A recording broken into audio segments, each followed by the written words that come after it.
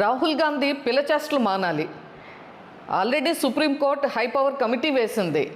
Retired supreme court judge Subhash Reddy గారి నేతృత్వంలో ఇంకొక సుప్రీంకోర్టు జడ్జ్ రిటైర్డ్, అలాగే సిబిఐ ఎక్స్ డైరెక్టర్, ఇంకొక ఎక్స్ డీజీపీ, వీళ్ళతోటి ఒక కమిటీ వేసి జూలై 20వ తారీఖున జరిగినటువంటి ఆ నిరసనల్లో ఏదైతే విధ్వంసం జరిగిందో దానికి బాధ్యులైనటువంటి వారి మీద, అలాగే విద్యార్థుల మీద, విద్యార్థుల ముసుగులో వచ్చినటువంటి ఏదైతే సంఘ విద్రోహ శక్తులు, దేశ విద్రోహ శక్తులు ఉన్నాయని చెప్పి ఇవాళ ఆధారాలు ఉన్నాయో దానికి సంబంధించి పూర్తిగా ఎంక్వైరీ జరుగుతూ ఉంది. అలాగే ఆ రోజు దానికి సంబంధించి అక్కడంతా కూడా కేసు బుక్ చేశారు పోలీసు. మళ్ళీ ఈరోజు ధర్నా అని చెప్పి ఒక ఫోటోషూట్ పాలిటిక్స్.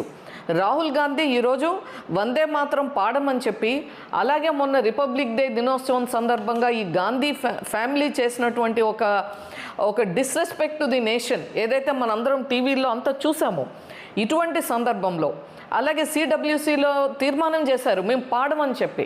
ఈరోజు ఈ దేశ ప్రజలందరూ కూడా గాంధీ ఫ్యామిలీని అసహ్యించుకుంటున్నారు.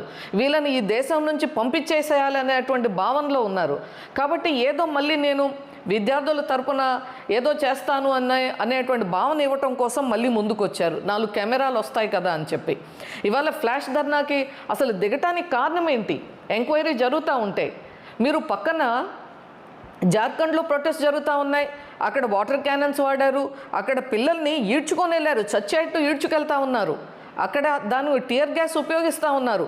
దాని గురించి ఎప్పుడైనా మీరు కనీసం మద్దతు పళ్ళు అక్కడ ఇచ్చారా? లేదు. మీరు ఇక్కడ తెలంగాణలో గొంతు పట్టి ఇలా లాక్కెళ్తూ ఉంటే వాళ్ళ ప్రాణాలు పోతాయేమో అనిపిస్తూ ఉంది ఆ విజువల్స్ చూస్తూ ఉంటే. ఎప్పుడైనా అక్కడ మాట్లాడారా? పంజాబ్లో జరుగుతూ ఉన్నాయి, మాట్లాడారా? ఇదేమీ లేదు. ఢిల్లీలో ఉండి రోజు ఒకటి ఇలాంటి వీడియో షూట్ కోసం, లేదా 4 కెమెరాలు వచ్చి వార్తల్లో ఉండటం కోసం ఈ యొక్క ఐడెంటిటీ క్రైసిస్తో ఉన్నారు మీరు. అందుకోసమే ఇలాంటి పిల్లచేష్టలు చేస్తూ ఉన్నారు. మీరు ఇదే కానీ కంటిన్యూ చేస్తే మొత్తానికి మిమ్మల్ని బహిష్కరిస్తారు ప్రజలు. కాబట్టి ఇప్పటికైనా ఒక మెచ్యూర్డ్ పాలిటీషియన్ లాగా ఈ దేశానికి ఒక ఉపయోగపడే లీడర్ ఆఫ్ అపోజిషన్గా ఉండాలని చెప్పి విజ్ఞప్తి చేస్తూ ఉన్నాను.